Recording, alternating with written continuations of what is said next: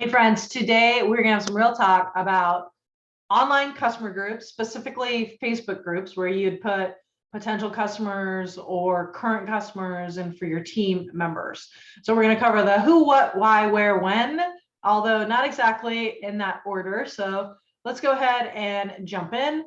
What is an online customer group? This is usually a Facebook group created by a network marketer to invite current and potential customers to.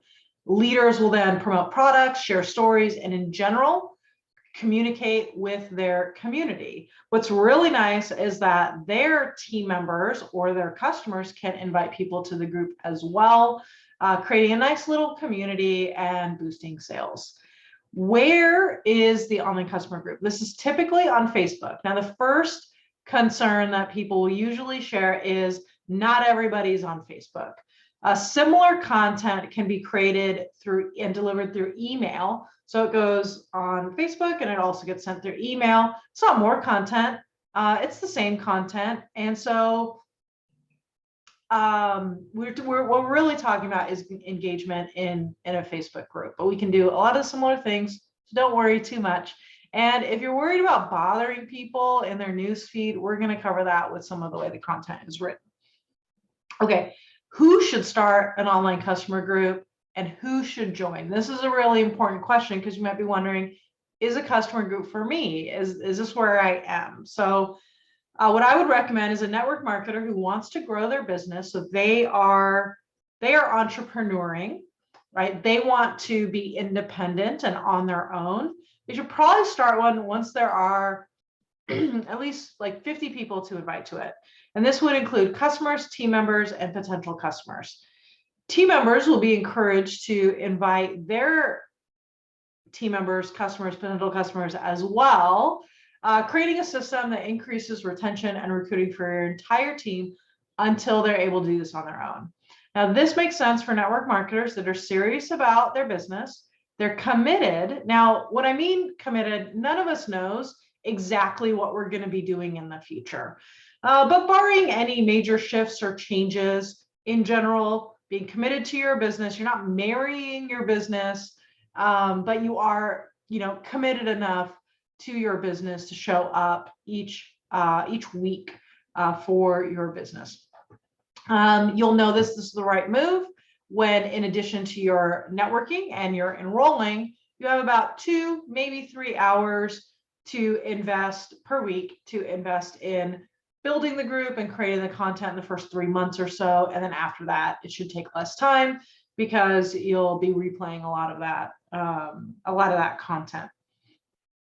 Now, one of the mistakes that people make is they keep it as a VIP group, like a perk of being a customer. And I think that it's an older strategy. The best and most effective groups that I have seen have customers and potential customers, because as customers share their success stories, the potential customers are reading and absorbing that social proof. And a lot of times the message is very similar anyway, which is, here are some problems. Here's how to use the products to solve them. And that's going to help both potential customers and people who already have the product or are able to order more. Now, another question about should I start a customer group has to do with your upline. So some of our clients are part of teams in which the upline has a customer group. And I think that's great. I think all you have to decide is, are you getting the results you want with your people going to that group? Do you have time to start your own? Or is it time to make a move? And I think that's a decision that each individual entrepreneur can make. It is awesome when your upline has a system. At some point, in order to really rise up to the highest ranks, you will want to be your own leader, right? And you just need to figure out when the right time is for you. So why is a customer group important? One-on-one follow-up is not going to work forever if your network marketing business is going to grow. As your business goes to 50, 100, 200, 500, 1,000, 2,000 people in your organization, it's impossible to follow up in those ways. And your team members, realistically, most are very casual. They're not likely to follow up well with their customers, even if you do. So we want everyone to plug into a place where they'll receive consistent communication. And so this means you can post one message and reach hundreds or thousands of people, making you more efficient.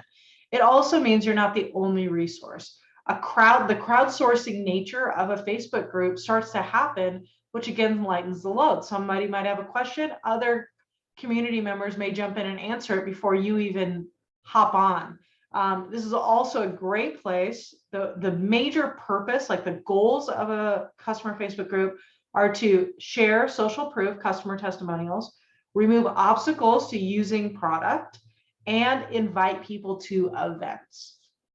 It's not so much about like, here's a picture of a product, which we'll get to in the next question, is when do you post in the group? I recommend doing 5 posts a week, although you can do more. Now, this is not as hard as it sounds. Each week, you're going to choose one problem or goal that your product line addresses. On Monday, ask a conversation starter around that product or problem, not the product, problem or goal. Tuesday, share a story in which you or someone else use the product to address that problem or goal. Wednesday, share a demo or a how-to video. Thursday, invite people to something where they can learn more or dig deeper. One example is simply, who wants a video on how to earn free products with the company? You make a 5 to 10 minute video explaining that. People say yes, yes, yes, yes, yes. And now you can start conversations with potential business builders.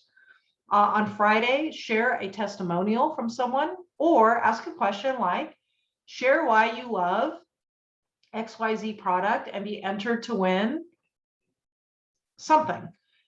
This will get you more testimonials at a low cost to your business. Now, some people say groups are dead. I get no engagement. We're not getting any engagement. And it's just so frustrating. But if we're not getting engagement, we need to think about what our target market likes about social media instead of what we want to post. Of course, the easiest thing to do is to buy a bunch of graphics and just post them. But I want you to ask yourself, is that what you love? Like when you come to social media, is that what you're looking for? Take a step back and use tried and true conversation techniques, and that's going to make a big difference. And we'll want anywhere from 10 to 30% of your group to see any one post, and that's still better than no one. So that's the who, what, why, where, when on Facebook groups. Hopefully that gives you a great overview to see if a Facebook group is right for you, and if there are parts of your Facebook group that are broken or messed up. If your engagement is not happening, we have to mix up the posts. We have to focus on problems, not products. And it gets a little bit easier once you've done it a few times. So I hope this helps. Let me know what you found helpful from this particular little video, and we will talk soon, I hope.